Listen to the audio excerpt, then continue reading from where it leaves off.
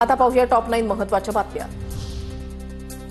Mumbai महानगरपालिकेसाठी 227 ward निश्चित, 4 सप्टेंबरपर्यंत हरकती सूचना देण्याचा कार्यक्रम जाहीर। प्रारूप प्रभागाच्या भौगोलिक सीमा प्रसिद्ध करण्यासाठी आणि त्यावर हरकती आणि सूचना मागवण्यासाठी कार्यक्रम जाहीर।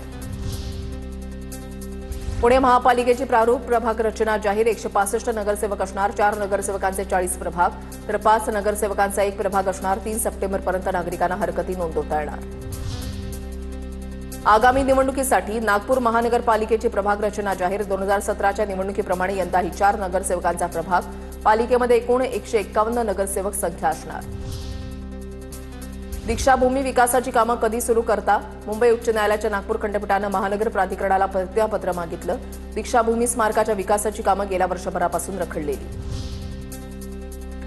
जीएसटी परिषदेची बैठक 3 आणि 4 सप्टेंबरला होणार। या बैठकीमध्ये जीएसटीच्या दरामध्ये कपात होण्याची शक्यता।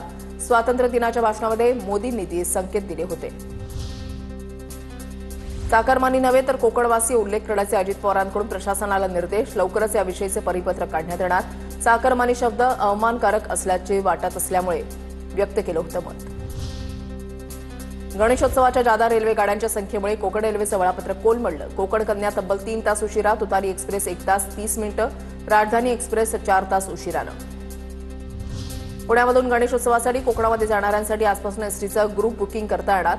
ग्रुप बुकिंग केलेल्या रविवारपासून बस सोडण्यास सुरुवात होणार। आजपासून गणेशोत्सवासाठी कोकण रेल्वे सुरू होणार। मंत्री नितेश राणे दादर रेल्वे स्थानकावरून हिरवा झेंडा दाखवणार।